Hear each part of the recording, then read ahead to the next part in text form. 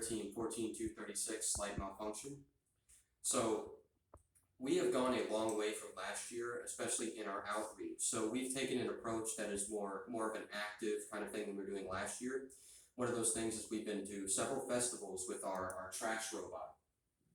So we've driven around some festivals. We've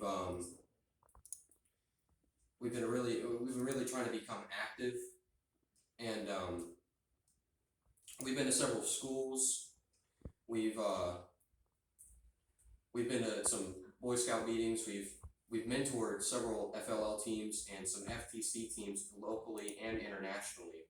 So I think we've really tried to stay on that active approach rather than kind of just showing up with a booth.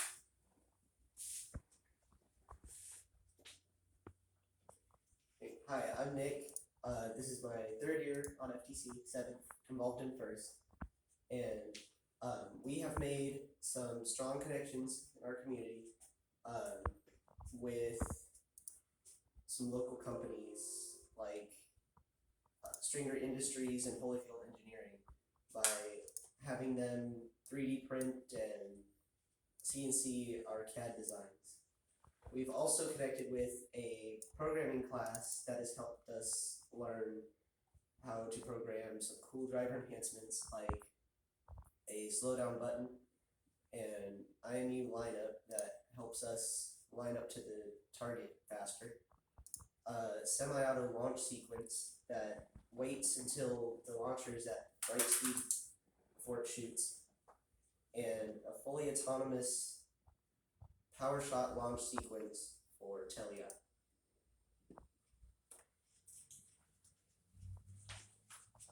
Hello, I'm Walker, and this is my 4th year in FTC. What you're seeing now is a quick video of our intake. As you can see, the ring goes through the bot into the hopper, and then is launched into the goal. Score!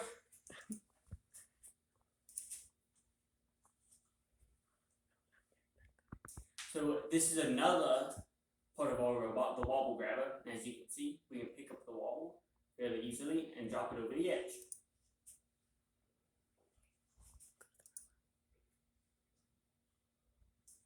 So, to the back cam.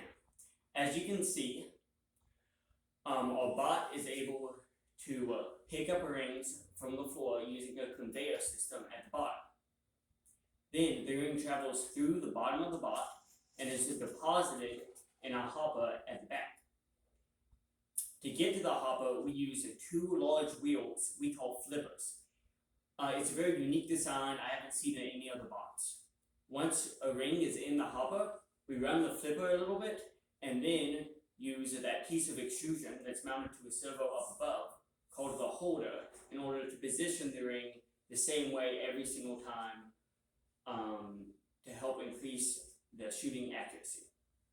Once we're ready to shoot, there's a servo mounted to the bottom of the launch plate which actuates and then slides the bottom of the slider, to send the ring into the launch wheel and launches it. After all our rings are launched off, we pick up more and then do it again. One issue we found though is that rings oftentimes get stacked up and they're hard to get to. And the solution for that is what we call the cleaver, which you may have noticed looks kind of out of place. And by the way, it's not short. And what we can do, it lowers down, and it's the height above the mat for one ring to pass under, but no more. So we can spread the rings out and then easily pick them up. Another major component of the bot is the wobble grabber.